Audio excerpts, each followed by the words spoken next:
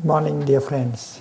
Today is October the 21st in the year 2003. We are in the Lower Hamlet, Dharma Temple, in our second day of the IP retreat.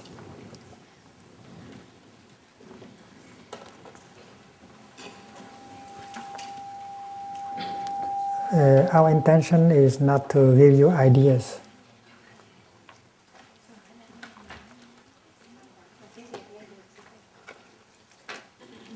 Even ideas of peace.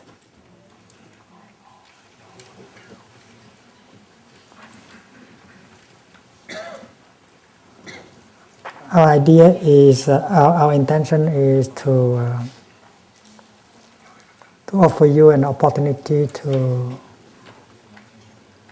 recognize the seed of peace and joy that are already in yourself.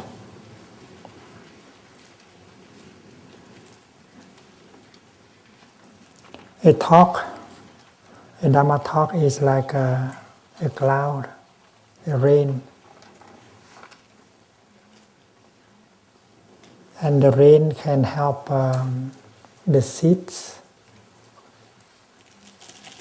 in the soil to sprout and to bring forth flowers and fruit.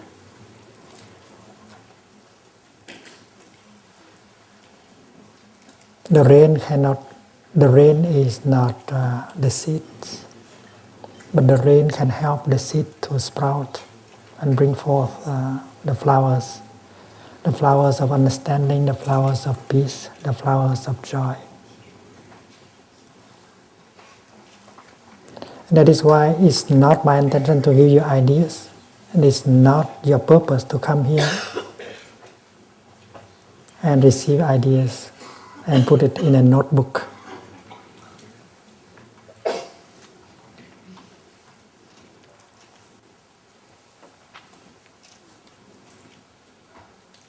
When there is rain, we allow the rain to penetrate into the soil.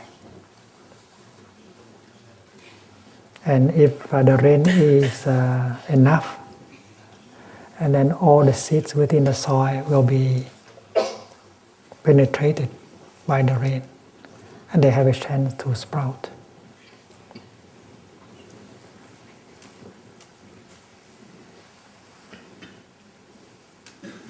So during a talk like this, we don't need to do anything. We don't need to try to understand, or to try to record what is being said. In a talk like this, you just allow yourself to be penetrated by the rain. And suddenly you find that the seed of understanding, wisdom, and love in you sprouted. There's nothing whatsoever to do. Just sit there and allow the rain to penetrate. And you have to believe that the seed of peace, the seed of joy, the seed of happiness are already in you. The seed of the kingdom of God is in you. It's not outside of you. If you think that God is outside of you, and if you are looking for Him or for her, you never encounter God. It's like a wave running to search for water. She never encounters water. She has to go home to herself with a strong conviction that the water is within, and then there is a chance. You are not looking for something outside. When the brothers and sisters came up this morning to chant, they did not address these words to someone outside of them. That someone may be the Buddha, Bodhisattva, or God. No, they are not addressing God outside of them at all. And they know that. And this chanting is only a kind of rain in order to water the seeds of understanding of peace within themselves. And when we stand up and bow to this direction, that does not mean that the Buddha, God, is in this direction at all. When we bow like that, we touch the ultimate in us. We touch the good, the beautiful, the true in us. Does not mean that we believe that there is nothing in here, there is something on that direction. And if you believe that there's something on that direction, you are wrong. There is nothing whatsoever in that direction. Although there is a statue, Buddha statue sitting in, that is only a block of rock. It's not the Buddha. The Buddha is the capacity of understanding and loving that is in every cell of our body. So let us not be fooled by the form.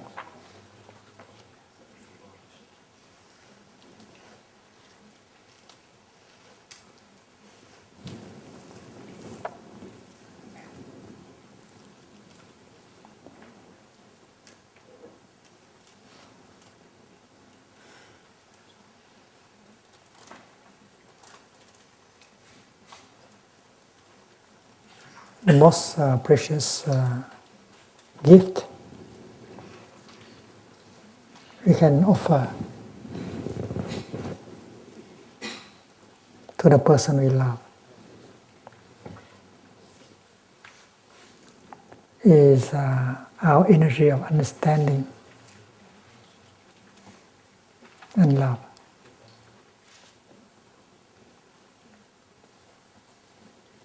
If we do not have understanding and love within us, we have nothing to offer to him or to her or to the world.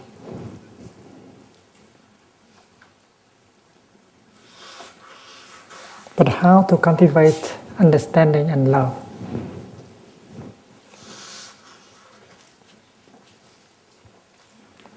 You can cultivate understanding and love when you are alone.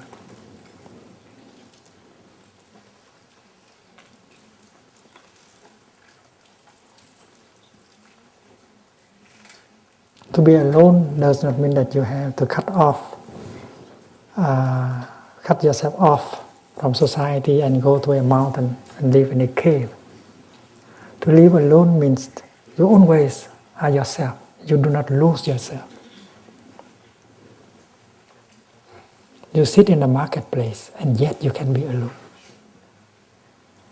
You never lose yourself. You are always yourself. You are the boss. You are not a victim.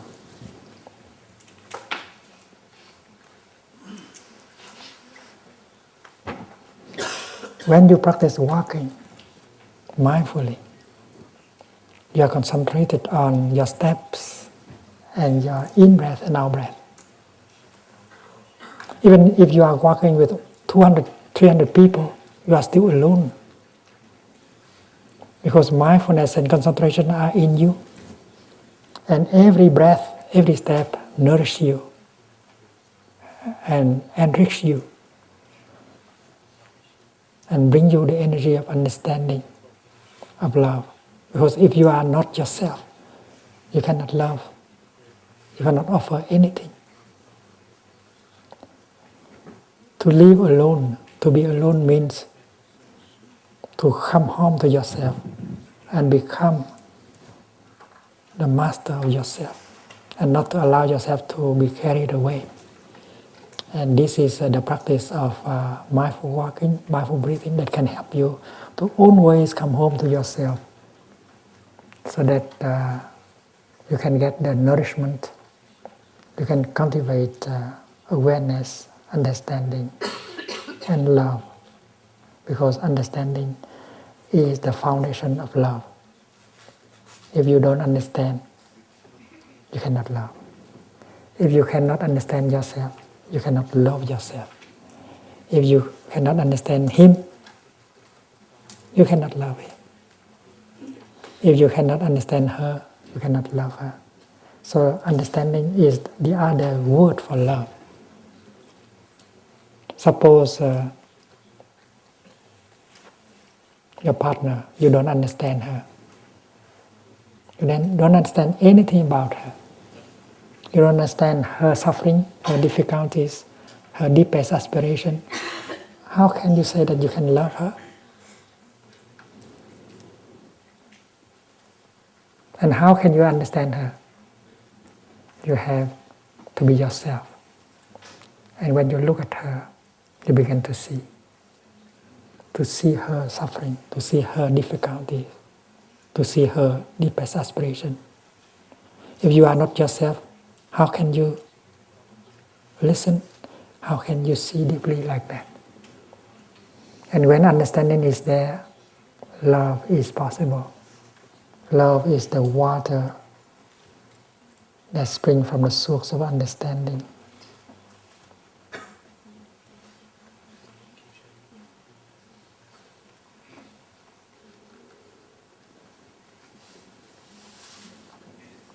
Relationship is meaningful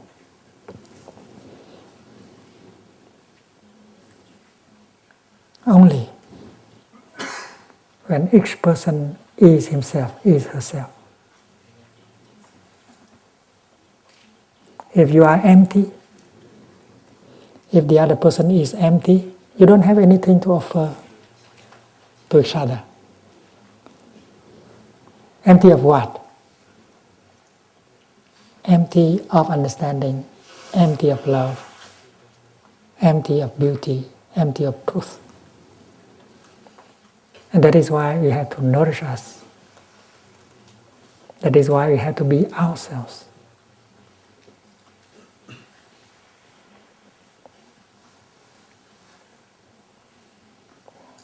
Well, when we meet each other, we love to talk to each other. It's a pleasure to talk to each other. I know that. But if we don't practice mindfulness, talking is just allow yourself to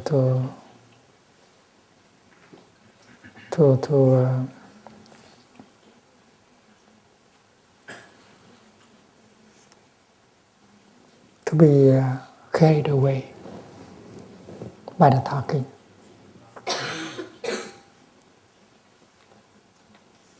You don't have much to offer, and the other person has not much to offer to you.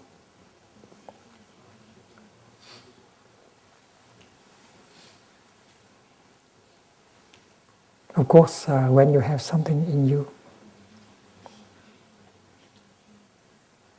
very precious, you can share, you can offer. And talking is one of the ways to offer, to express yourself. But if you have only empty ideas, that's not a true gift. You might have opinions and ideas about everything, but that's not what the other person needs. What the other person needs is your understanding, your love, your insight. Your insight not as ideas, but as a living reality.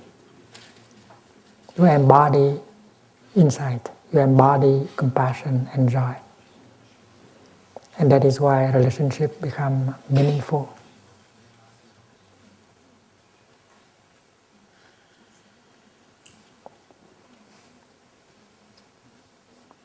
If we know the art of living alone, it means that if we know how to be ourselves,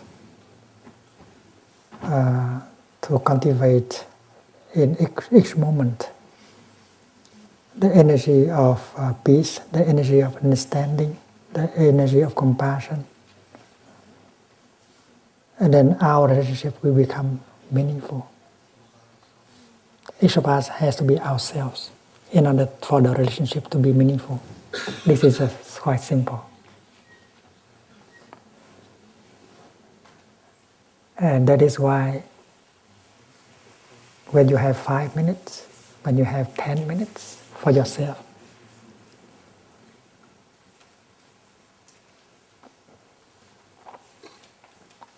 you profit from these 5 or 10 minutes in order to enrich yourself, to become more solid, more free, more understanding, more compassionate.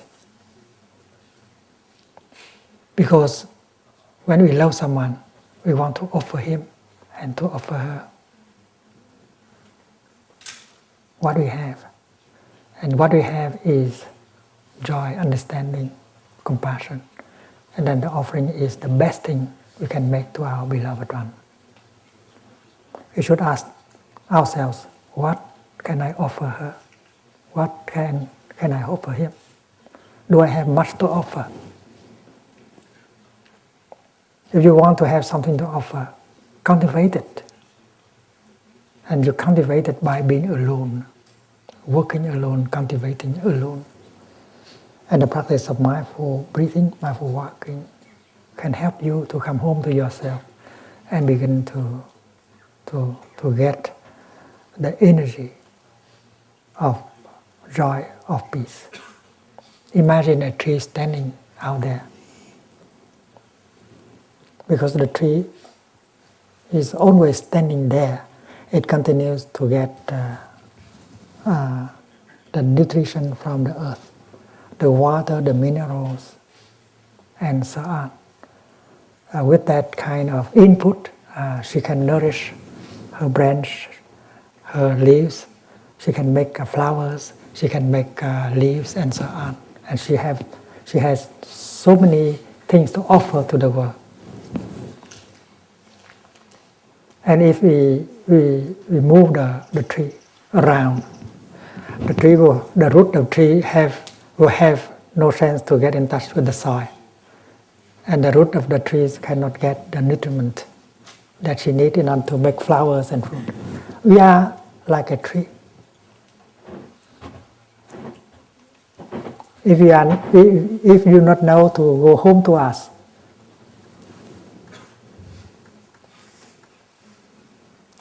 to become fully present, to have a chance to cultivate, to practice looking deeply and listening deeply. And then we cannot get the nutriment for ourselves. We don't have much in order to offer to the person we love. In our retreat, we always have time for discussion. That we call Dharma discussion. The kind of discussion that we can, in which we can offer our insight, our joy, our experiences. It's very, very, very meaningful. And there are those of us who don't feel that we should say anything because the thing we like to share is not very clear yet. We don't need to speak. We just need to listen, to allow the insight of other people to penetrate in us. Even if we don't say anything, we are profiting from the insight of everyone. And what we profit is not the ideas, but the living experiences that other people in a group have. And it's our duty to share. If you have something, some living experience in you, you should share to the Sangha. And this is mindful talking. This is a real Dharma discussion, enriching everyone, everybody. And you are encouraged to share when you do have something to share. Each of us is like a tree. Every minute of our daily life, we get the nourishment. And of course, we have something, we can flower, we can offer the flowers and the fruit, and that is our contribution. The gift we can make to the world. Yesterday we talked about how to go home to ourselves in order to have an opportunity to get in touch with the wonders of life that are available within us and around us. We practice walking in the kingdom of God. We practice getting in touch with what is refreshing and healing in us and around us. This is so important. And that is to get the kind of nutriment for our nourishment and the nourishment of our beloved one. Walking in the kingdom of God, touching the wonders of life. And you cannot do that without going home to yourself.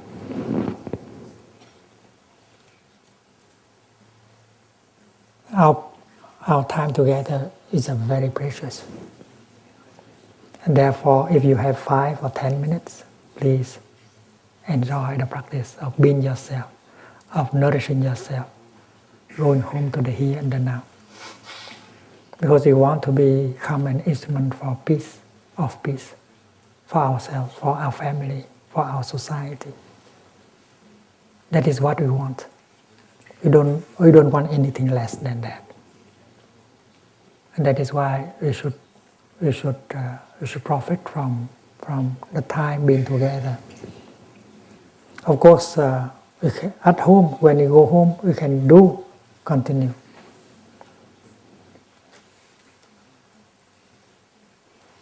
But if you are not solid enough, you cannot continue the practice when you are home. That is why while we are with the Sangha, we should try our best so that the practice become a habit. The Sangha means the community. A community where everyone knows how to do it, how to be alone, how to enrich himself or herself, how to get the nourishment and the healing. And there are things that alone we cannot do, but with the Sangha, it becomes very easy.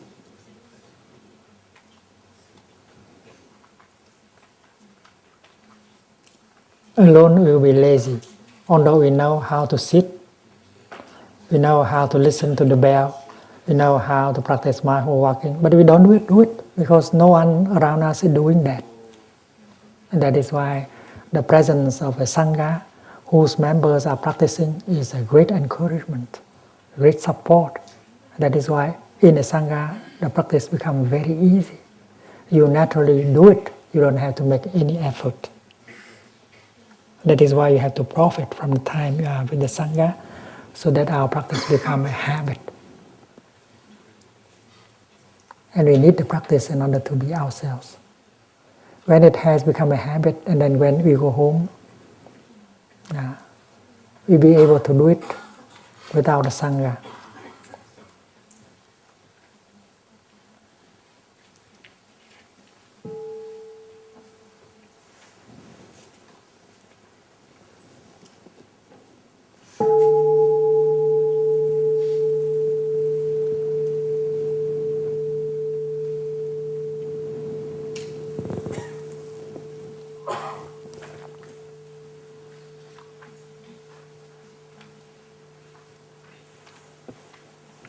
In our practice of getting in touch with the wonders of life, we might encounter difficulties. You know that the morning is very beautiful, the hills, the mist, the sunrise, beautiful. You want to get in touch with that beauty. You want to stand there, to sit there and contemplate, and to allow the beauty of nature of the morning to penetrate in you, because you know this is a very nourishing. But sometime an emotion, a feeling comes up and prevent us to enjoy what is enjoyable, that is happening in the here and the now. Why the other person is capable of allow himself to enjoy the morning's, the glorious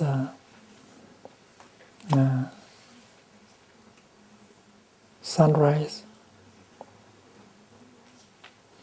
and allow all the beauty to penetrate into his body and his mind. We are blocked with our worries, our fear, our anger. And the beauty of the sunrise cannot penetrate into us.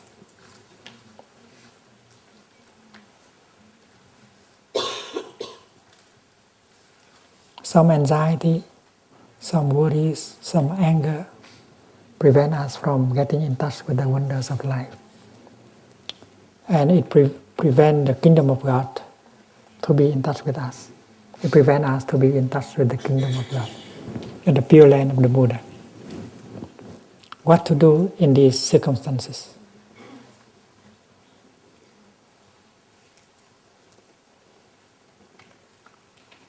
We believe that we have to remove that feeling, that emotion, in order to be free again, so that the beautiful sunshine, sunrise can penetrate us. We consider our fear, our anger, our worries as an enemies. Without them, we are free. We can get in touch with the many wonders of life. But because they are there, that is why we cannot get the nourishment that we need.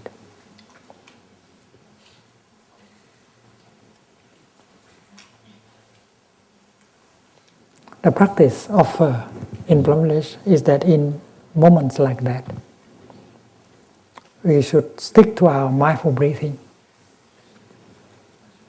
and we should recognize the afflictions that are there, whether it is a feeling of anger, a feeling of frustration, a feeling of fear. And with that energy of mindfulness generated by mindful breathing, we can recognize that feeling. Suppose that is a feeling of worry, anxiety. Breathing in, I feel that anxiety is in me. Breathing out, I smile to my anxiety. I have the habit to worry, even if worry is not necessary, I still worry. And every time I feel the worry coming up, I know that happiness is not possible. I would like to ban worry away, to remove it. Sometimes they call me Mr. Worry, Madame Worry. Because I used to worry, I am used to worry a lot. And I know that when I worry, I cannot get in touch with the wonders of life. I cannot be happy. So I get angry at my worry. I don't want it. But worry is part of us. And that is why when our worry come up, we have to know how to handle it nicely, peacefully, because it is possible to handle our fear, our worries peacefully. And you can do it if you have the energy of mindfulness. If you want to have the energy of mindfulness, practice mindful breathing, practice mindful walking, and you have the energy of mindfulness in order to recognize and embrace tenderly your worry, your fear, or your anger. When your baby suffers and cried, you don't want to punish your baby, because your baby is you. You don't want to hit your baby. You don't want to throw your baby outside by the window. No. Your fear, your anger is your baby. Don't imagine that you can throw it away by the window. Don't try to do violence to your anger, your fear, your worries. The practice is to recognize it. Oh my baby, I know you are there. I will take good care of you. Continue to practice mindful breathing, mindful walking. And with that energy generated by the practice, you recognize, you smile to it, you embrace it very tenderly. And this is a non-violence. This is the practice of non-violence directed to your worry, your fear, your anger. If you are angry at your anger will be multiplied by 10 times to angry at your anger. This is not very wise. With anger, you suffer already a lot. And if you get angry at your anger, you suffer much more. That is why it's not wise to get angry at your anger. The real practice is to recognize your anger that is coming up, to smile to it as tenderly as you can. Good morning, my dear little anger. I know you are there. I will take good care of you. The baby is not pleasant when it cries and it kicks. But you, as a mother, you have to pick it up very tenderly and hold the baby very tenderly into your arms. And the tenderness of the mother will begin to penetrate into the body of the baby. And if you continue for a few minutes, the baby will feel better and the baby may stop crying. Your anger is your baby. Your worries, your fear is your baby.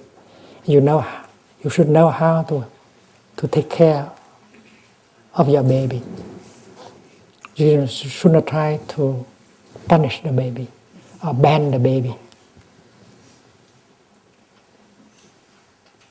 We have to learn how to handle our emotions, our feelings.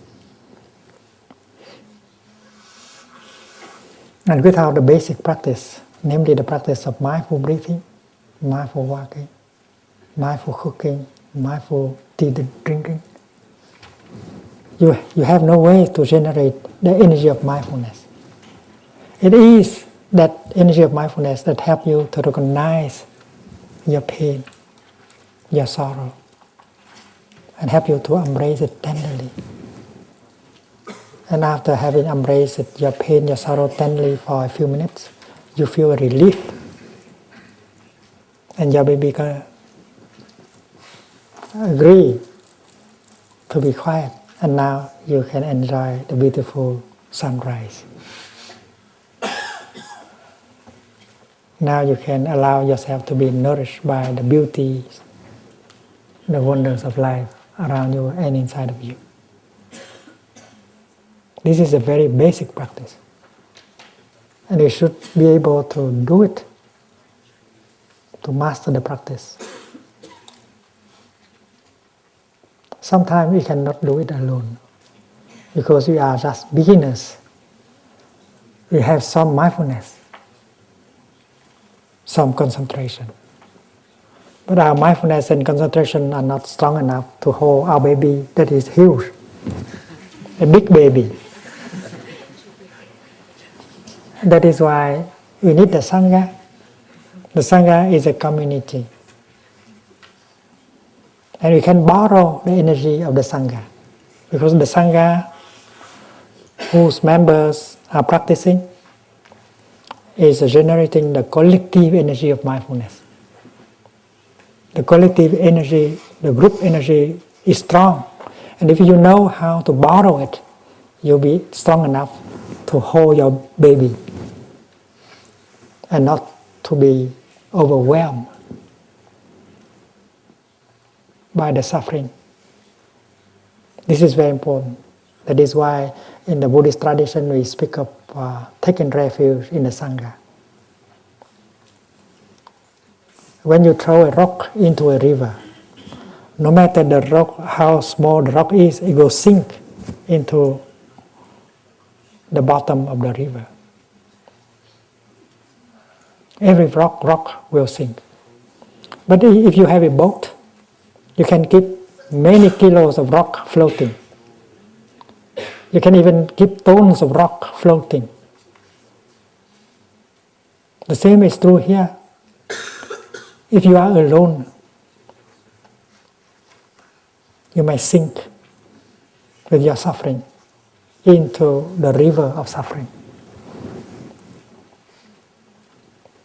But if you have a Sangha, a community of practice, and if you allow the Sangha to embrace your pain and your sorrow, you will float.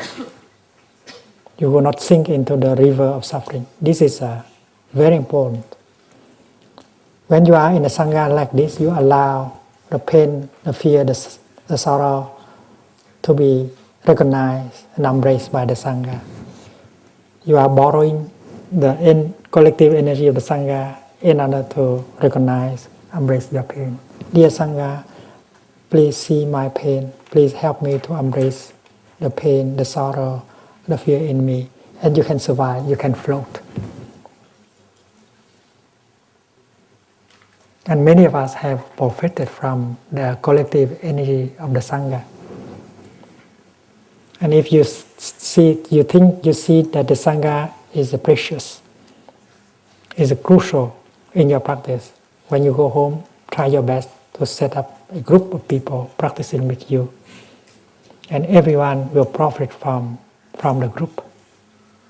That is your boat. You need a boat in order to float. Sangha building is very important. In Plum Village, we do nothing except Sangha building. Everything is dedicated to Sangha building. Cooking, cleaning, sitting, walking, everything is for the sake of Sangha building. Because the Sangha can be the refuge of many, many, many people. If the Sangha is solid, is happy, is mindful, and then many people can come and take refuge so that they can transform their suffering, their fear, their anger. When you practice well, you become your own refuge. You become the refuge for your beloved one, for your family. And you can transform your family into a Sangha, into a refuge. And other people can come and take refuge in your family. And if you are capable of bringing a few families together, you set up a Sangha.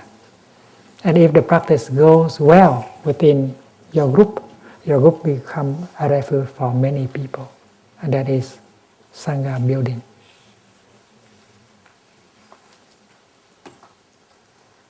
There is no hope without Sangha building.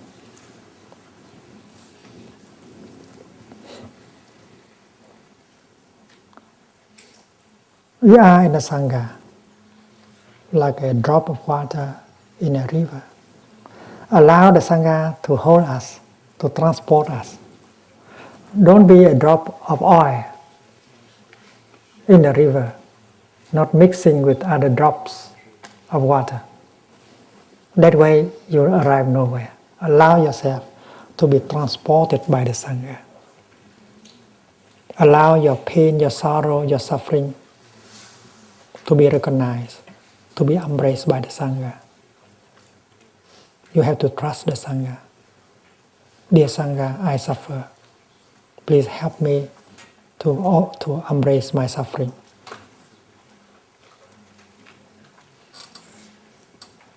Imagine you are a drop of water who like to go to the ocean.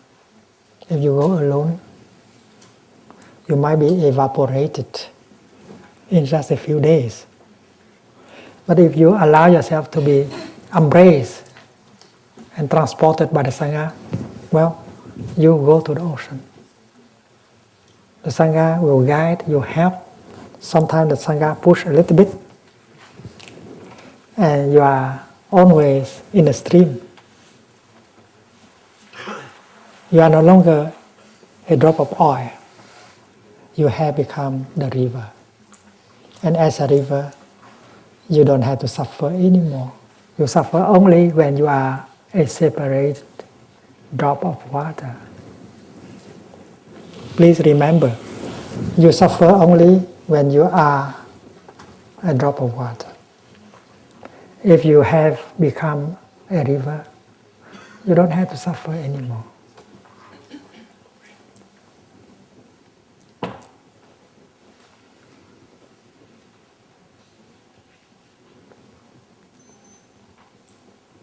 Allow yourself to be embraced by the Sangha, to be transported by the Sangha, to be carried by the Sangha.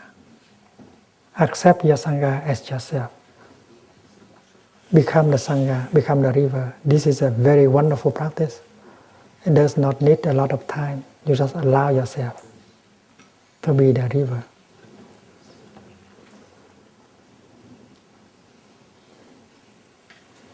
That those of us who are capable of handling our own suffering, because our practice of mindfulness is solid. We have the energy of mindfulness, of concentration. Every time the pain, the sorrow come up, we are able to recognize it by ourselves alone. We are able to embrace and smile to it alone. And by the walking, by the breathing, by the looking deeply, we can understand the block of sorrow. We can transform it.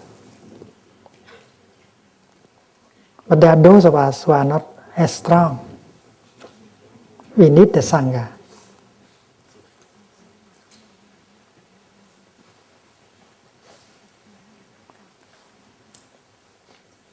When you sit alone, you rely on your energy of mindfulness, alone on your energy of mindfulness and concentration. And sometimes your mind wanders. You lose your mindfulness, you lose your concentration, you begin to think of this or of that. But when there is another friend sitting close to you, you are two. And now the solidity of the other person sitting close to you inspires you. So every time your mind begins to wander, you bring it home to you and you continue the practice of mindful breathing, mindful sitting to cultivate more solidity, more freedom.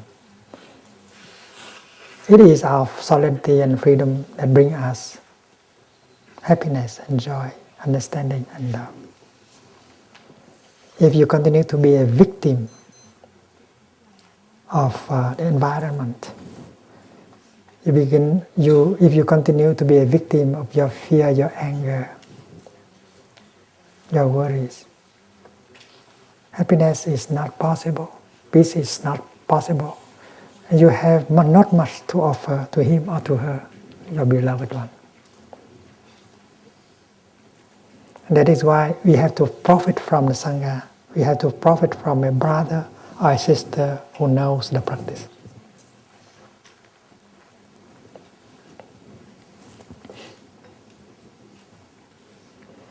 Sometimes we feel that we cannot go on anymore, we are going to crack.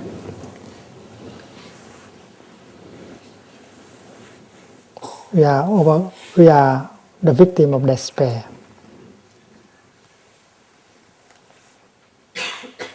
We are not on our own anymore. We are to give up.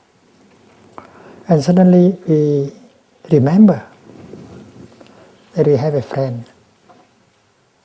And we wish that at this very moment, if that friend sits close to you, you'll be okay. Because that friend has solidity and joy.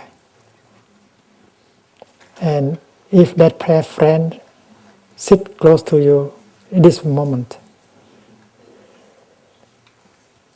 you'll be able to survive. But that friend is not here. She is far away. She is in Tokyo or Los Angeles.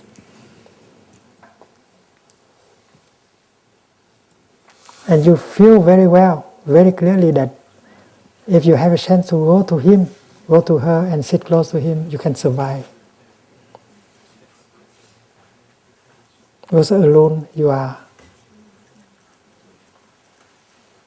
lost. You know that you cannot restore yourself.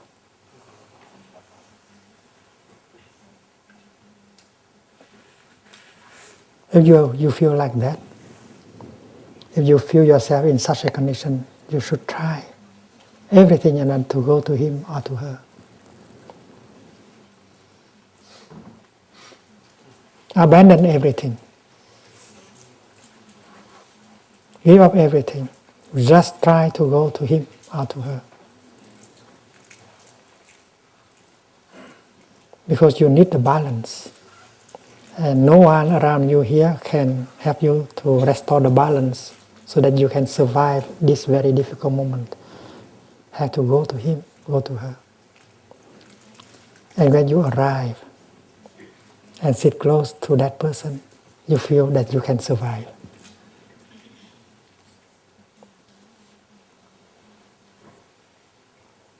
You think that you can breathe, you can walk, you can drink your tea, you are okay. But you also know that you cannot stay with her all the time. In a few weeks you have to go home to your place. And without her, without that person, you lose the balance again.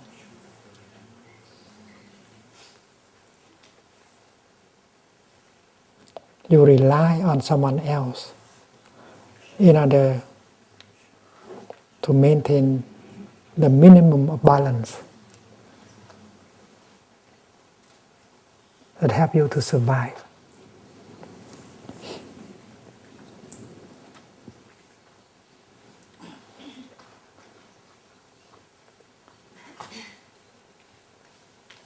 My advice to you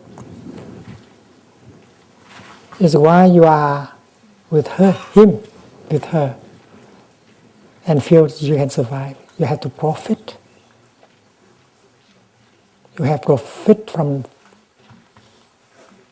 the moment in order to cultivate enough energy so that when you are alone, you can survive. So her presence, his presence is an opportunity.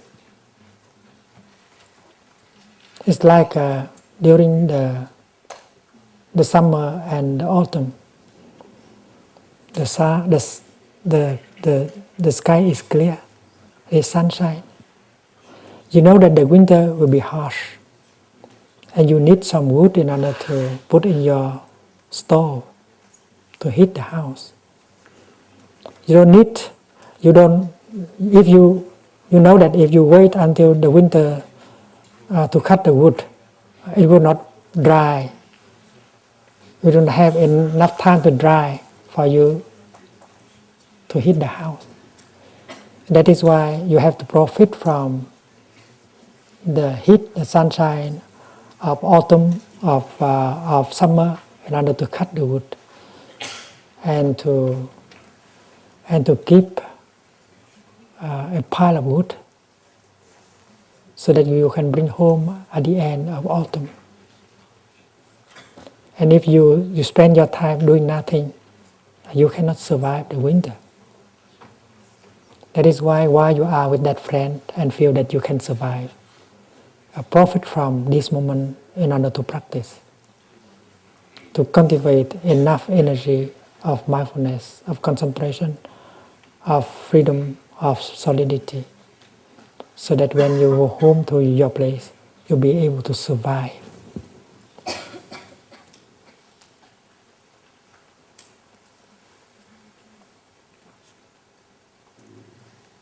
A retreat is something like that. And it is an opportunity.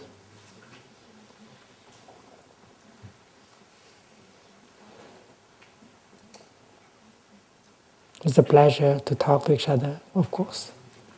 But if you don't profit from the retreat in order to master the practice of being oneself, to get the habit of generating the energy of mindfulness and concentration, and then when we go home, we cannot be ourselves. We cannot help others. And this is why the noble silence is very helpful. Because the noble silence helps us to be ourselves, to profit from every moment of being here in order to generate the energy of mindfulness and concentration.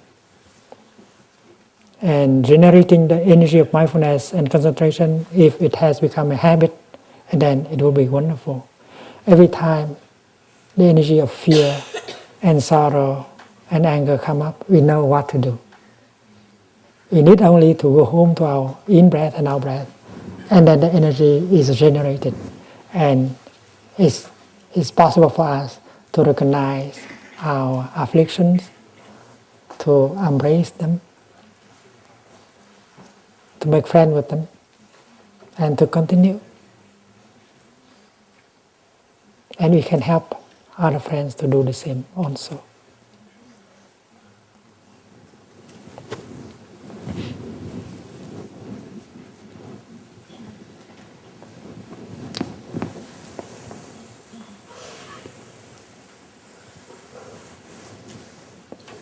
Our mind can be seen as having two layers. And the upper layer is called mind consciousness.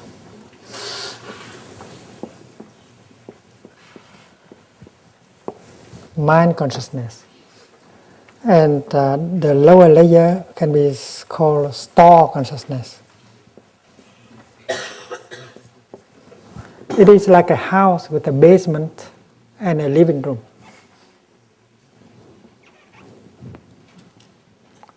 And this is sometimes we conceive this to be the earth, the soil of our consciousness. All the seeds are buried here. The seed of understanding, the seed of love, the seed of joy, the seed of happiness are always here. And the seed of sorrow, the seed of fear, the seed of despair, they are all there.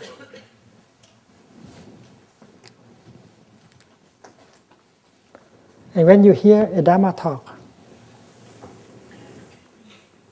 the Dharma talk will fall like rain on the soil of store consciousness. It penetrates into the seed of joy and make the seed of joy sprout and bring forth flowers here.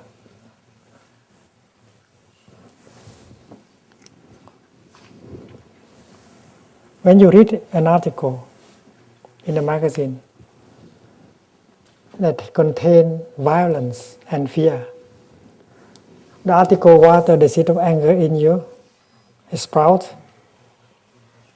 and it brings forth a flower of anger,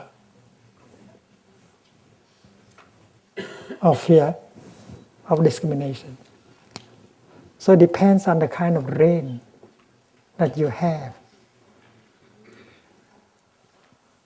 that what kind of seed down here will come up.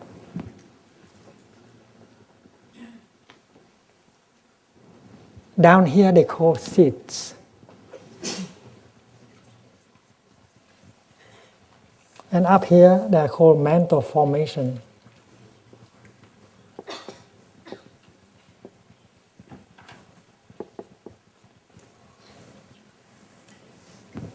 Tâm hành,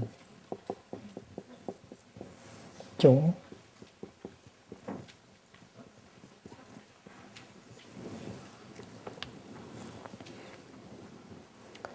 In the teaching of Buddhism, we speak of 51 categories of seeds.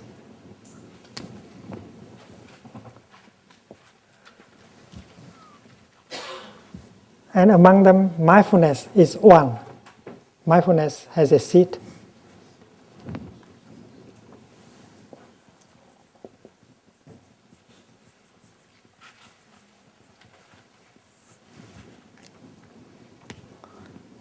And if you practice mindful walking, mindful sitting, mindful cooking, mindful drinking, mindful eating, and then the seed of mindfulness becomes stronger and stronger.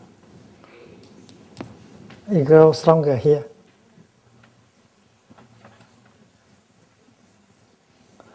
And when we need it to come up, it comes up very easily. But if you don't practice, it remains a small seed.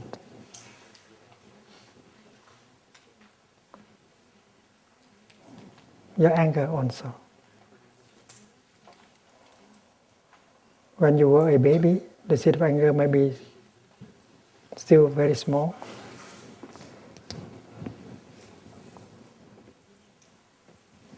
But if your parents do not know how to take care of you, if you are exposed to the kind of environment that is full of violence and anger, and then the seed of anger will grow up like this. When you watch television, you get in touch with the violence in society, the seed of anger and violence go up like this. And then they will manifest and occupy the living room of the mind. So our happiness depends entirely on our seeds. There are people who are very angry now. 10 years ago, they were not angry like that. They were not violent like that. Because they have allowed the seed of anger in them to be watered every day, every day, every day. And that is why it's very important not to allow the seed of anger and violence to be watered every day. There are ways to do that. And in the Dharma discussion, we can discuss how to prevent the seed of anger to be watered every day. And everyone has experiences. And then in a Dharma discussion, we may discuss as how for the seed of mindfulness, the seed of joy, the seed of compassion to be watered every day. And the Sangha is a place where we learn. We put into the practice what we learn. If you have a family, your partner, your children will profit from the practice. You can organize so that your family become a unit, a practice unit. You know how to help yourself, your partner, and your children to avoid watering the seed of violence and anger and fear. And every day you organize so that the seed of joy, understanding, compassion be watered many times. This is a problem of organization. You can organize your practice. And your practice may be very natural. It does not look as a practice, but it's a real practice.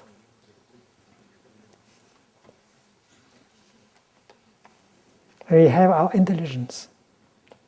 We need to use our intelligence in order to organize our daily life, the daily life of our family, so that we can take good care of the seed in here. And the practice is called the practice of selective watering.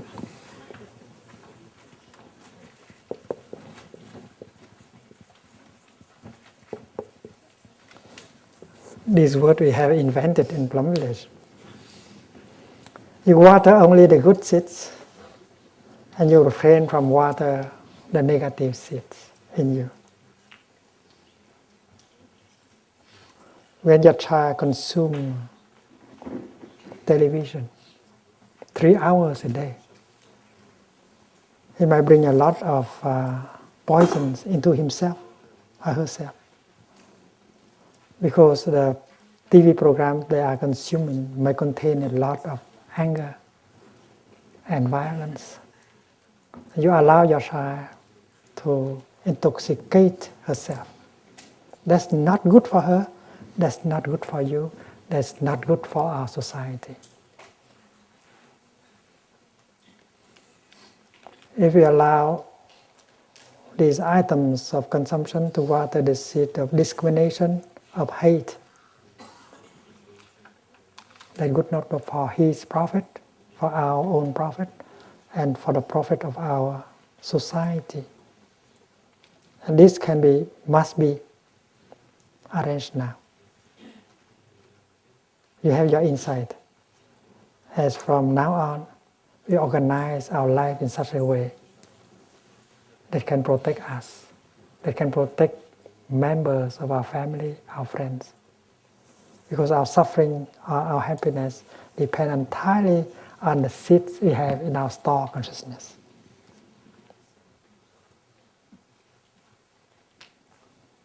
And although our children are still very young, we can sit down with them and discuss about this. They are able to understand. In the last few years, every summer we had children sitting with us in Dharma Talks.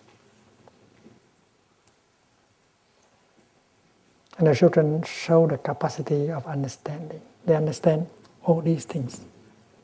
They are ready to cooperate with us. We have to treat them equally.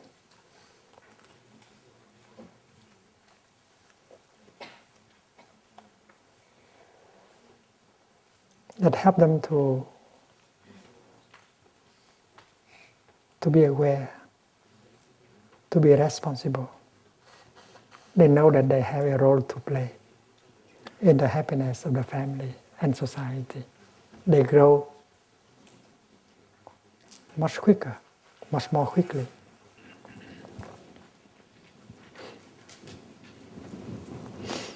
The practice of selective watering can bring forth result in very, very quickly. 1 hour of practice can make a big difference already. Look at the person you love. She has all kinds of seeds in herself. She has her talent, her joy, her suffering, her anger. So if you water her anger, well, in 5 minutes, you see. You bring the worst out of her. But if you know how to water the seed of her compassion, her joy, her understanding, then she will bloom like a flower just after 20 minutes of practice. And that is for her to enjoy herself. And that is for you to enjoy herself also. Believe me, the practice of selective watering can bring results very quickly. And you can do it. You are just telling the truth. Because that person has many good seeds in her, in him. And if you recognize these good seeds and you say, darling, you are wonderful. You can do this, you can do that. And then you water the seed of confidence, self-confidence in her. And she'll be the source of happiness, not only for her, for him, but for you also.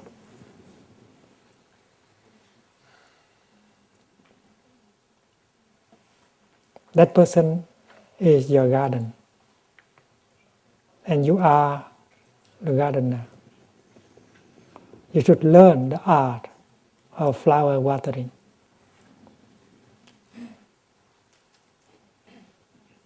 In every one of us, there are flowers, there are also garbage. If you water the garbage, you get the garbage. Garbage is the anger, the fear, the discrimination, the jealousy. The flower is compassion, understanding, love. Up to you, up to the gardener. You are a gardener. You have to take care of your own garden. And you might have to master the art of gardening. In fact, you have two gardens. Your own garden here, and the person you love. If you don't know how to water, to practice selective watering of your own garden, but you don't have enough, you won't have enough wisdom in order to help watering the flowers in the other person. So the garden is in yourself. You have to cultivate your garden well, and you will help cultivating his garden, her garden. And believe me, a week of practice can make a big difference. And you are intelligent enough, more than enough, to do the work. You have to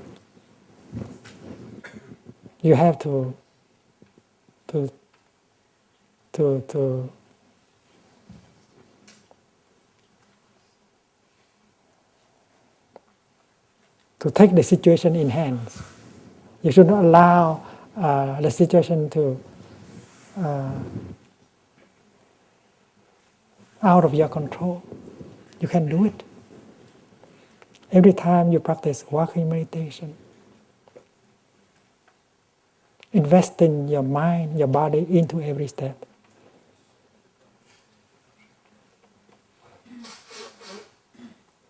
You take the situation in your hand.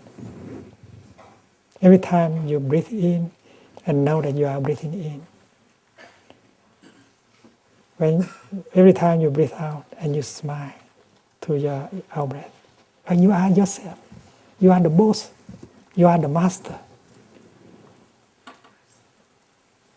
You are the gardener of your own garden. We rely on you to do it, to take good care of your garden, so that you can help taking care of her garden, of his garden. And when you have succeeded with you and with that person, you become a Sangha, a two-person Sangha. And you become a refuge for a third person, and the Sangha will grow.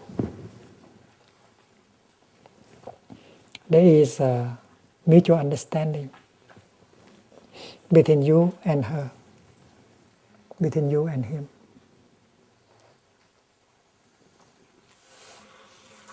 But before that become a reality, you have to understand yourself.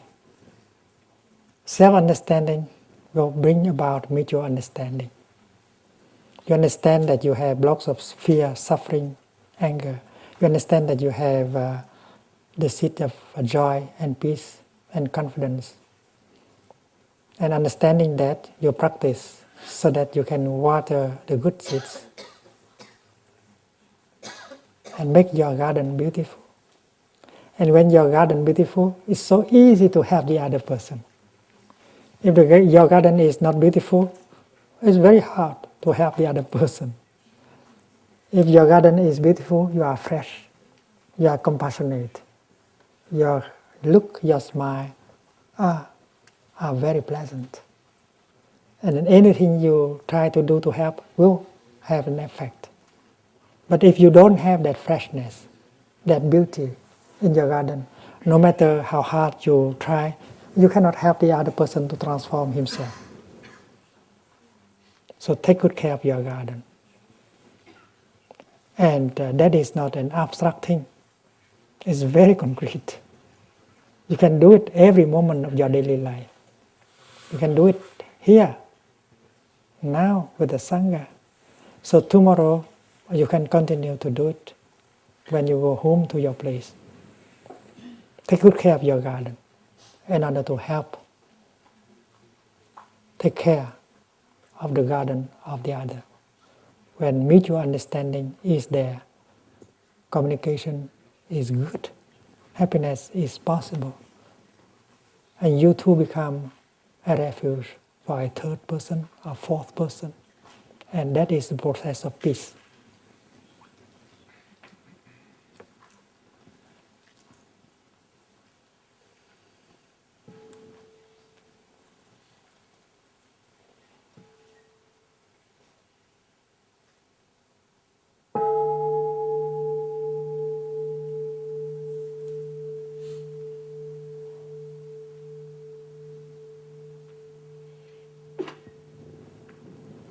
That is a peace process.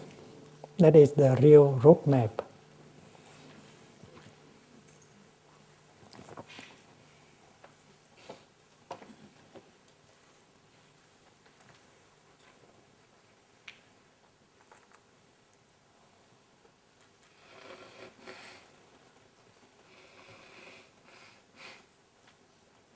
The peace process does not come from Washington, D.C. The roadmap does not come from Washington, D.C. It comes from your own heart. It comes from you. It comes from your beloved one. And you too, you form a multitude.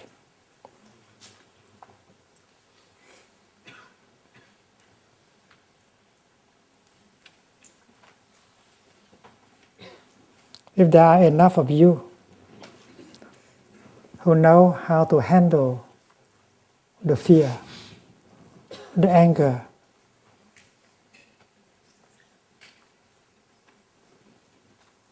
who know how to calm yourself, and then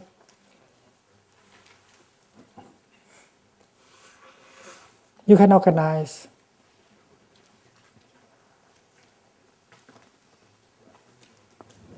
a people peace conference. You don't need your government to do it, because your government have tried very hard in the past, but have not succeeded. Because they don't really know the peace process. They don't know the peace roadmap. They talk about it. They think in terms of politics. They don't know how to think of peace in terms of humanity, humaneness.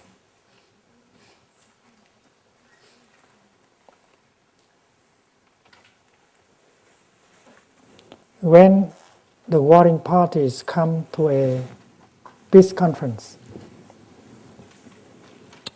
they are full of, each side is full of suspicion, anger, mistrust.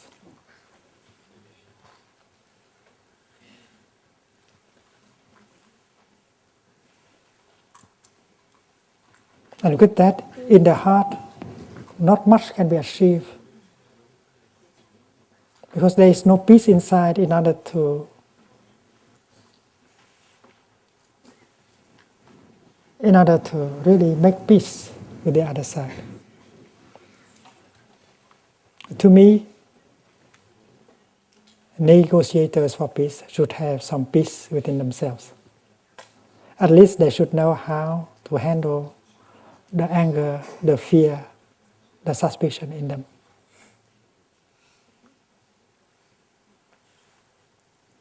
And peace talks are always organized in such a way that people, right in the beginning, begin to talk about peace, making a lot of proposals, making a lot of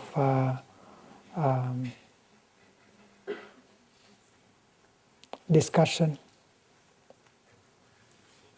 But a real peace talk, a real peace convention should be organized like a retreat. It means both warring parties, both groups, will be given the time to calm themselves, to take care of their emotions, their fear, their suspicion.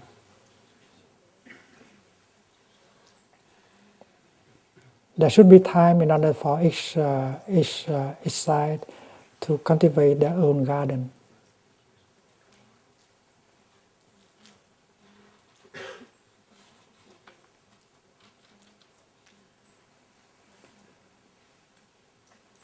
That those of us who know how to help, those of us who have come from the Middle East, who know something about the practice of calming, of resting, of embracing our fear, our anger, those of us that can help to prepare the ground for mutual understanding. You see, I just told you about your individual garden.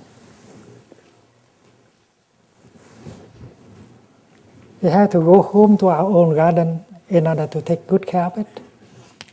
You should know the art of selective watering so that we have enough calm, enough peace, enough hope, enough joy in us, so that we can help the other person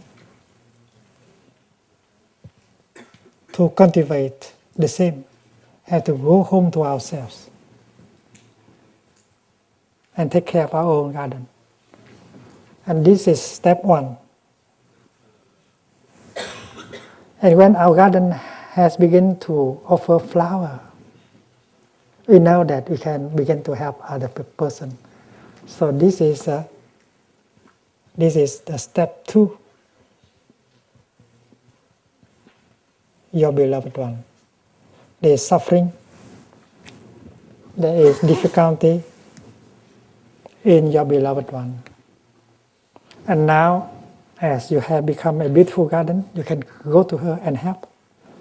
And she will do exactly like you. She will have an opportunity to go home to herself.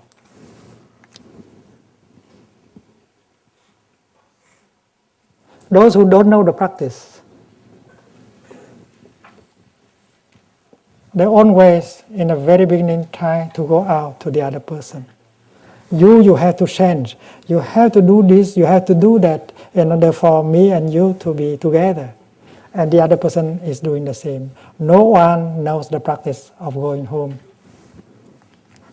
So this is the real peace process. And when you can help the other person to do the same, and help her garden to be beautiful, and then mutual understanding become possible.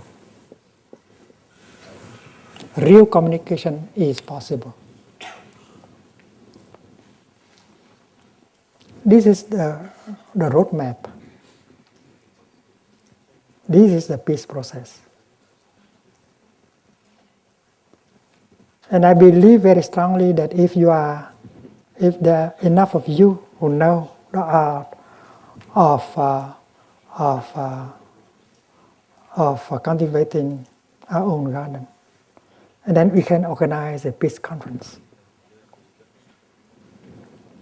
And the Israeli group can practice together 1 week or 2 weeks, going back to themselves and cultivate their own garden. Meanwhile, the Palestinian group will do the same. We need people who know the practice of calming, of embracing, of smiling, so that we calm down our emotion, our fear, our mistrust, so that communication can be possible. If peace negotiation always fail because people don't start with that. They are in a hurry, they want to discuss right away. But mutual understanding cannot be possible with a lot of suffering and fear and suspicion in every side. It's possible for you to organize a peace conference, a people peace conference, somewhere in the Middle East, even in Plum Village, in Paris. And you can have the international press to come and see how you do. You are practicing peace. You are not discussing peace. You are practicing peace. You are establishing real communication with the other group.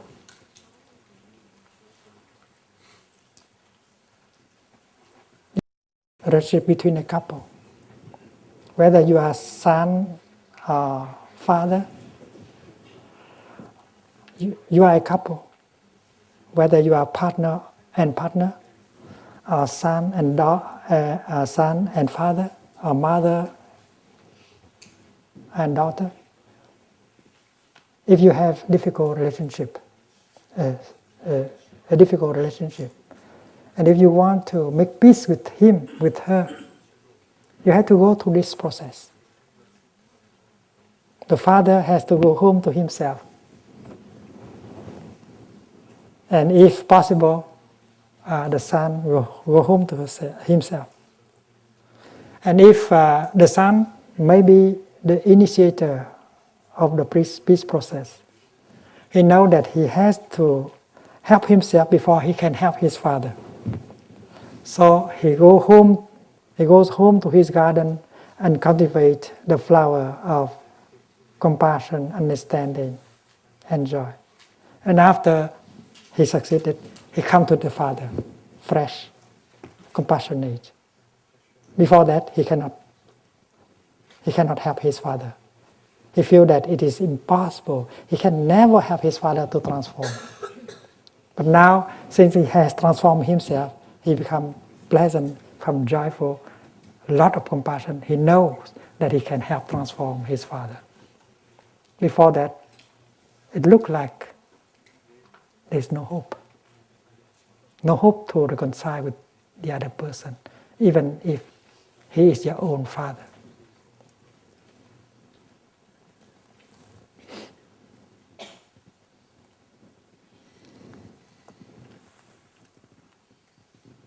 Last year, in a retreat in northern Germany, in the city of Oldenburg, we had 6 days, entire days for the practice. The first, the second, the third day are for the practice of going home and practicing calming, embracing, looking deeply.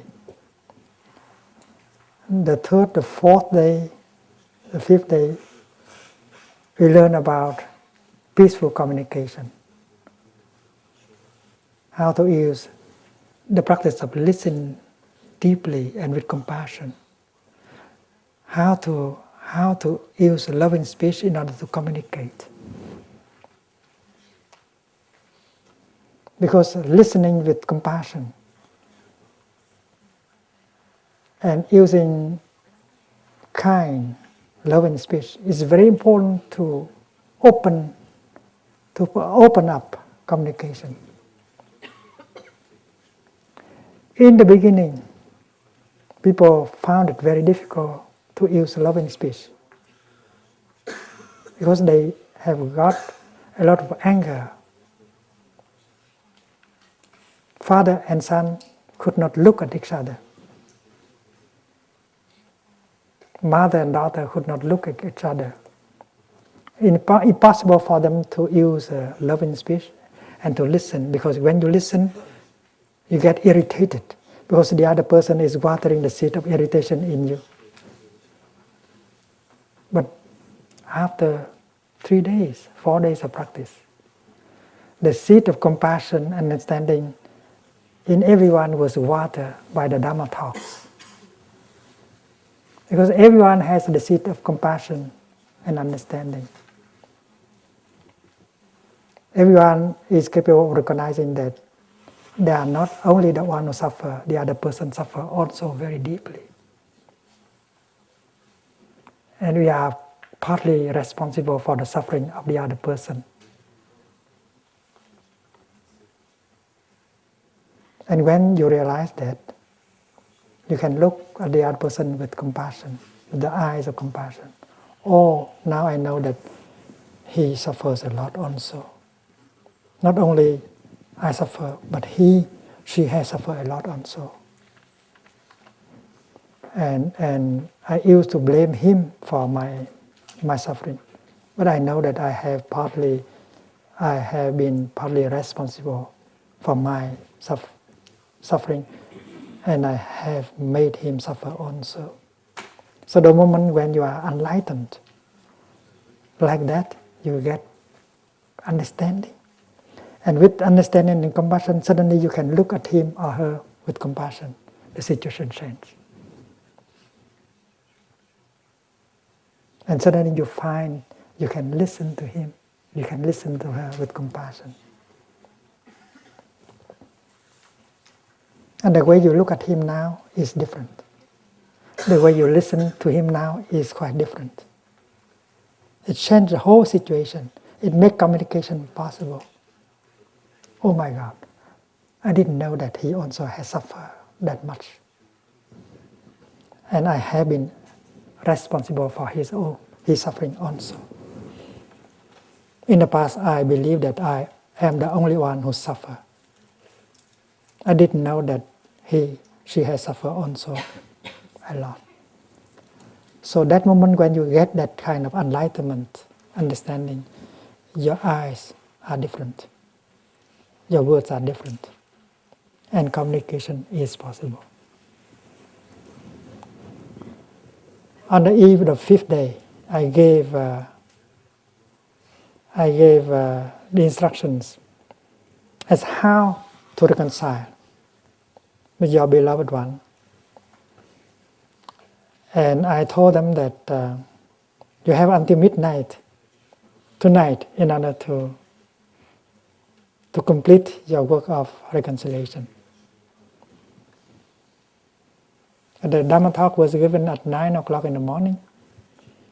And I told the people in the retreat, 600 people or more, to do the work of reconciliation using loving speech and compassionate listening in order to reconcile. And there was a day of practice. If your beloved one is in the retreat, you can come to her, can come to him, using the techniques of listening deeply, listening compassionately, using the technique of loving speech. Darling, I know that you have suffered a lot during many years. I have not been able to help you to suffer less. In fact, I have made the situation worse.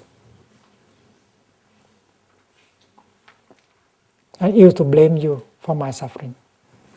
But I know now that I have contributed to your suffering. I am sorry. Please give me a chance.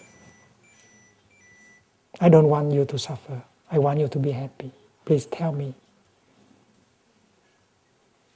I don't want to repeat the mistakes, the unskillfulness that I have done in the past. And if you don't help me, I cannot do that. So please help me. That kind of talking.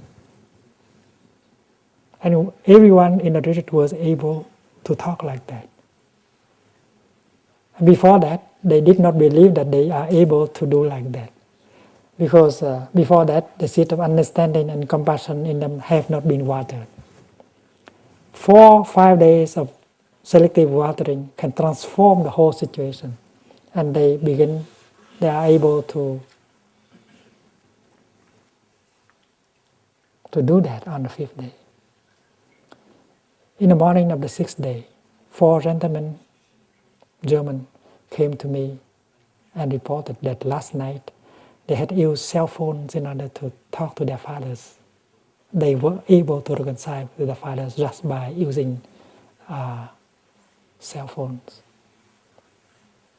It's remarkable, because the other person did not practice. Their father, who did not come to the retreat, they did not practice at all. Just one side, one person practice, and that can help the one who does not practice. It's a miracle. When you are transformed, when you have understanding and compassion in you, you can transform the other person.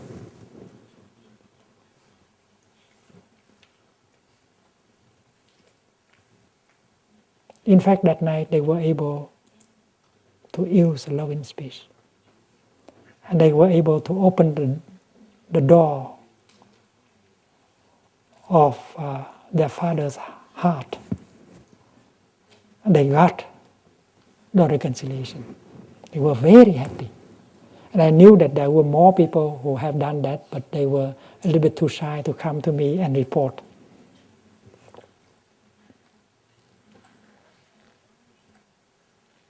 Last year also, in a retreat organized for Chinese in Macau, the same thing happened.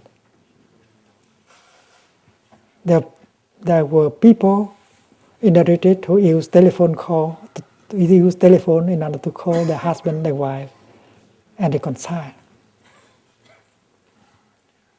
And on the last day, they came to me after the last tea meditation, and report to me that they had been able to reconcile with their wife or their husband that were at home, who could not come to the retreat.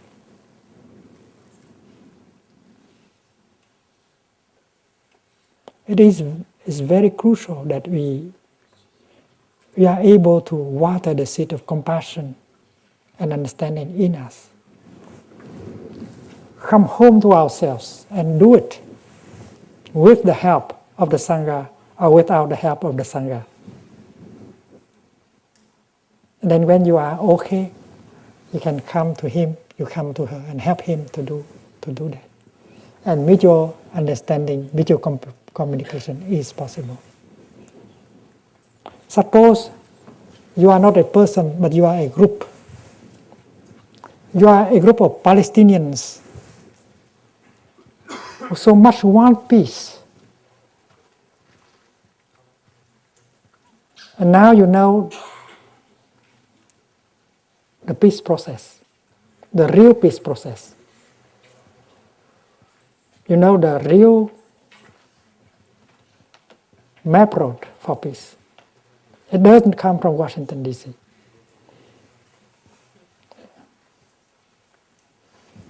Look what he said yesterday about God. You should not look for God outside. You should not look for God in Washington, D.C., for peace in Washington, D.C. You should look for peace within our heart. And the peace process, the roadmap for peace, have to come from ourselves. And this is a real peace process. Peace always begins with yourself, your group, your people. We have to be peace in order to help the other side to make peace. We should not continue to blame the other side of not practicing peace. We have to practice peace and encourage the other group to practice peace. And suppose this is the Palestinian groups who know the peace process. They come together. They are not hurried in discussing peace. They take their time practicing peace, being peace. And when their garden is beautiful, they can approach the group of Palestinians, of Israelis. And meantime, if the Israeli group knows the peace process, they will do the same. And if they come together as two beautiful gardens, and mutual communication become very easy.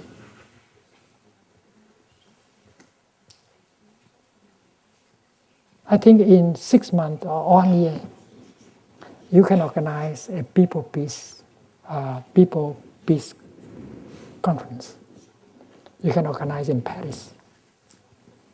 You can organize in the Middle East somewhere. And the world will come and listen to you and see you how to do peace, how you do peace. And this is a real peace process. Because you know what is the process. Peace always begins with you, with your group. And when you listen to the other group, with all your compassion, you see that their people suffer as much as your people. They are adults, they are children, they live in constant fear. And when you are able to see them as victims of suffering, the nectar of compassion flow in your heart, and you suffer less. And when you suffer less, you help them to suffer less. And then every agreement made on that kind of mutual understanding will be a real peace solution. A text signed by both parties. But if the fear, the anger, the suspicion still remain intact in both sides, that is only a piece of paper. It's not peace. But if there is compassion, understanding, mutual understanding, compassion, then even you don't need that piece of paper signed by both sides. And many of us in the world will come and support you in your peace conference, people peace conference, that will show the world, that will show your governments. And you can come and help your governments also. Your government will listen to you if you are a real entity of peace. I don't think that we should wait for our government. They may continue for a long time. They may not arrive anywhere. We have to take the situation in hands. We have to make peace. We have to organize the peace process with our own practice.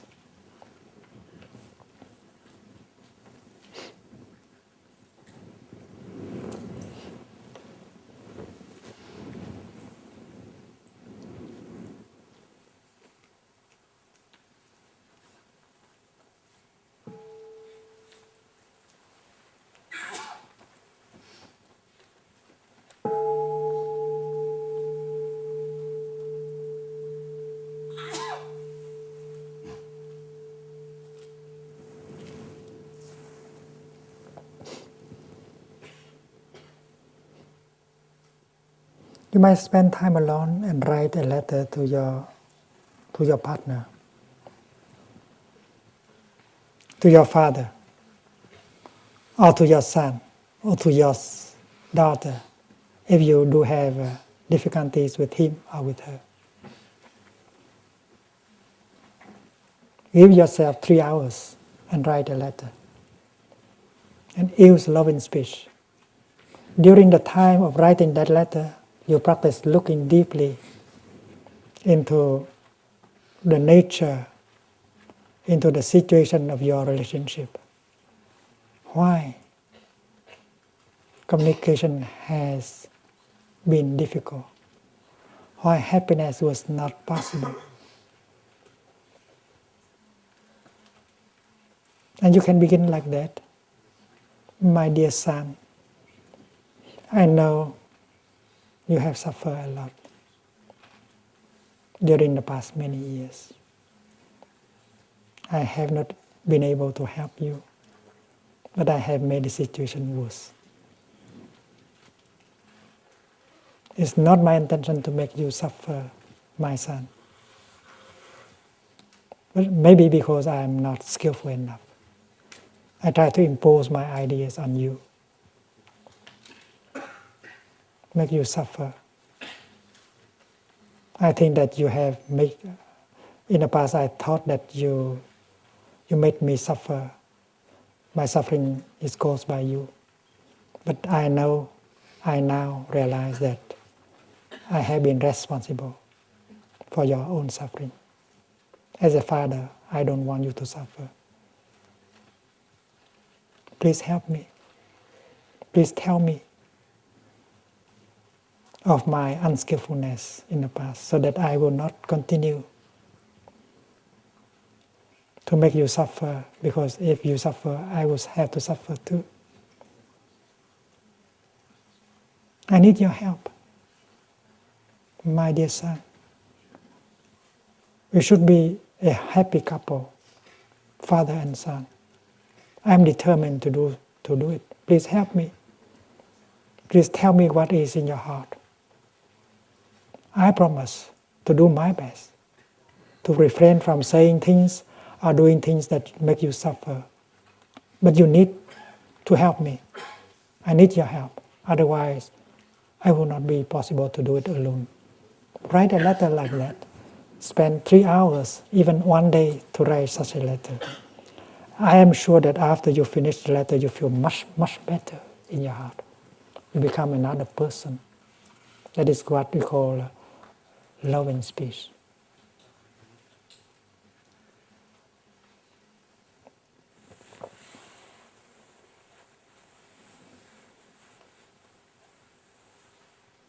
In the past, every time I suffer, I was inclined to punish you, to say things or to do things that make you suffer.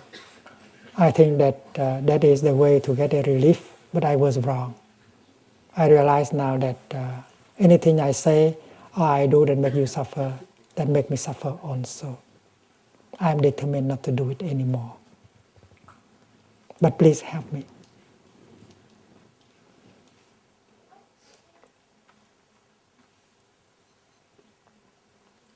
I have the confidence that after you have finished the letter, which is a process of peace, a process of transformation, you feel much better because peace is in you, understanding and compassion is in you.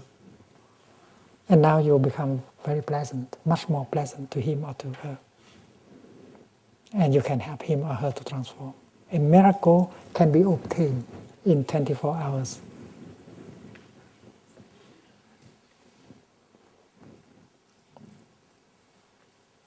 That is the practice of loving speech. It is coupled with the practice of deep listening, compassionate listening. Compassionate listening is very crucial. If you don't have compassion in you, you cannot listen. Because what the other person say may water the seed of irritation and anger in you, and you lose all your compassion. You are no longer able to listen. And to listen is very important. If you know how to listen for 1 hour, deeply with compassion, the other person will suffer much, much less. It's very healing, very transforming, the practice of compassionate listening. That is the practice of Avalokiteshvara Bodhisattva, the great being who has the capacity of deep listening. And you have that seed in you.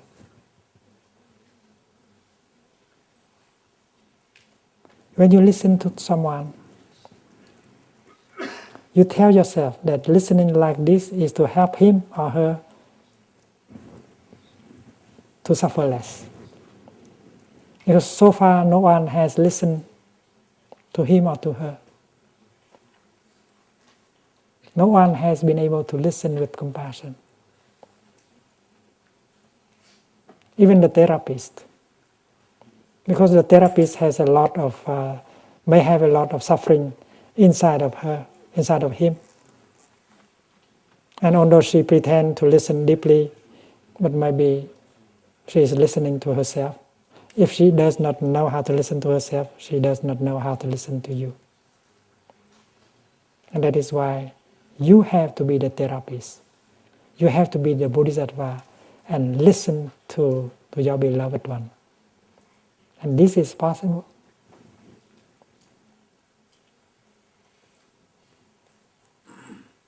First of all, you have to see that that person has suffered a lot. And you have made the situation worse. What you said in the letter is true. You believe in what you have said in the letter. And you want now to listen to her, to him. And you can look at her with compassion. Oh dear, she has suffered quite a lot. Partly of me. And you ask her to tell you what is in her heart. She may not be able to use loving speech yet. And in her speech, there may be a lot of bitterness, a lot of blaming, a lot of judgment. But if you are a Bodhisattva, you can still continue to listen with compassion. And you can be a Bodhisattva. The Bodhisattva is in you and not outside of you. You say, I listen like this with only one purpose. That's to help the other person to suffer less. That is why even if his speech is full of judgment, bitterness, accusation, I'm still able to listen. The energy of compassion protects you. What the other person says cannot water the seed of irritation and anger anymore, because you are able to nourish compassion, to keep compassion alive. And compassion is mindfulness. I listen to him like that with only one purpose, to help him to suffer less. And if you can maintain that awareness alive, you are protected. The seed of irritation and anger in you will not be watered. And you can listen for 1 hour without being affected by what the other person said. You don't want to correct him or her, even if his speech is full of wrong perceptions, wrong accusation. You feel only compassion. Oh dear, that person is victim of so much wrong perceptions. You don't want to punish. You don't want to criticize, because you have compassion. And that is why you can continue to listen. And listening like that for 1 hour. 1 hour is a very healing. You are the Bodhisattva. Don't look for the Bodhisattva outside of you. Don't look for God outside of you.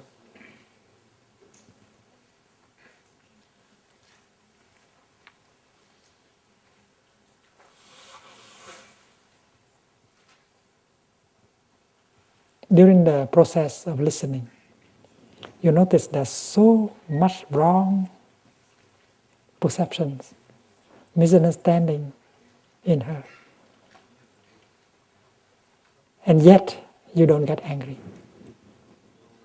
She is accusing you. She is bitter, but you don't get angry, because you are protected by compassion. I listen to her just because I want her to suffer less. And you know that you can help that person to remove wrong perceptions later on. You don't need to do it now. If you try to correct him or her right now, you spoil everything. So you just listen and you say, tomorrow, after tomorrow, plenty of time for me to offer her informations that can help her to correct her wrong perceptions. So with that in mind, you are not in a hurry to correct him, to correct her. You are very peaceful. You are very compassionate. That is peace.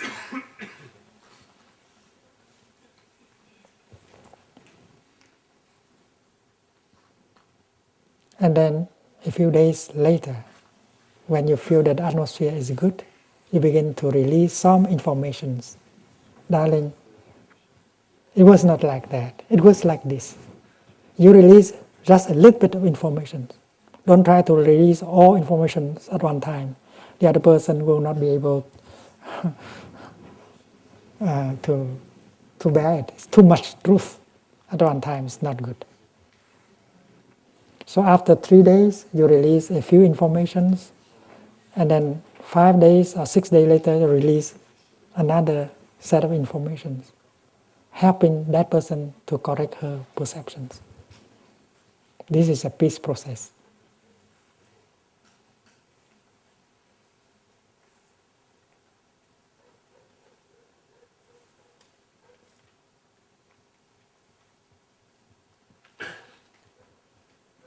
In a relationship between two people, whether that is partner and partner, son and father, mother and daughter, the process is exactly the same.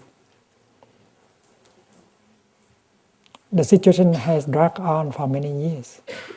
But if you are determined to practice, well, 1 week is enough. 1 week or 2 weeks is enough for you to restore communication and to improve the quality of relationship and to make yourself happy, to make the other person happy. And when it comes to the situation of the two parties, two warring parties, it is exactly the same kind of process.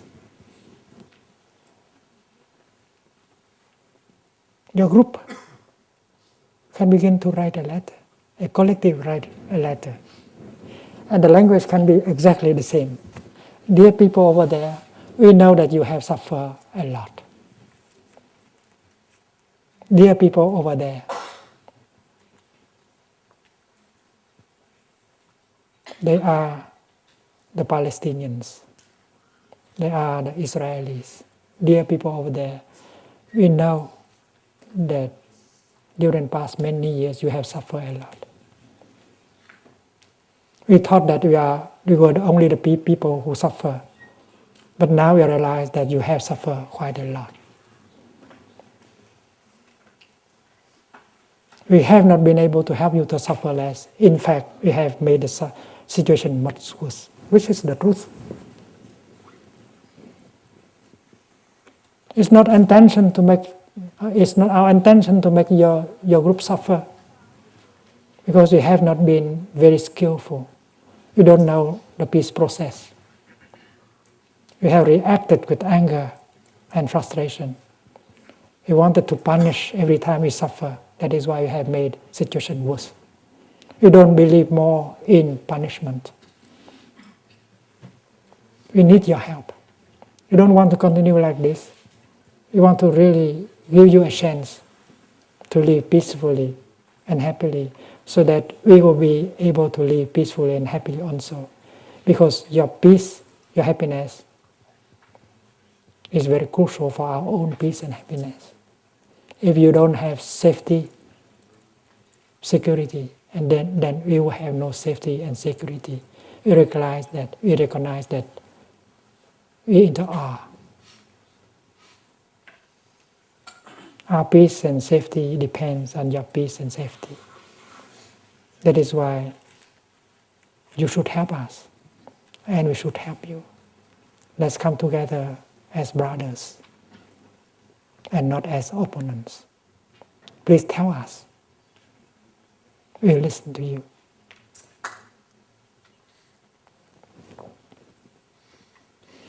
Palestinians and Israelis who used to come to Plum Village in the last many years, they were offered exactly the same kind of practice. During the first 5-6 days, they don't say anything, they just practice mindful breathing, mindful walking, recognizing the fear, the anger, the suffering in them, and to calm down. And then they would sit down and listen to the other group and recognize that the other group has suffered a lot also. And now they are able to look with the eyes of compassion. They are using deep listening, loving speech. And it's their turn to tell the other group about their suffering, their frustration. And then mutual understanding become a reality. And the two groups always come up together on the last day in order to give a report to the whole Sangha about their practice. They all make the vow to go home to the Middle East, to organize Sangha so that many people can come and profit from the practice of peace.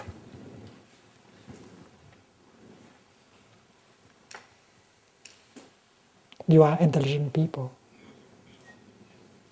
You have to use your intelligence, your lucidity to make peace in yourself, with your partner, with your beloved one, so that you can become instrument of peace, to make peace with the other group.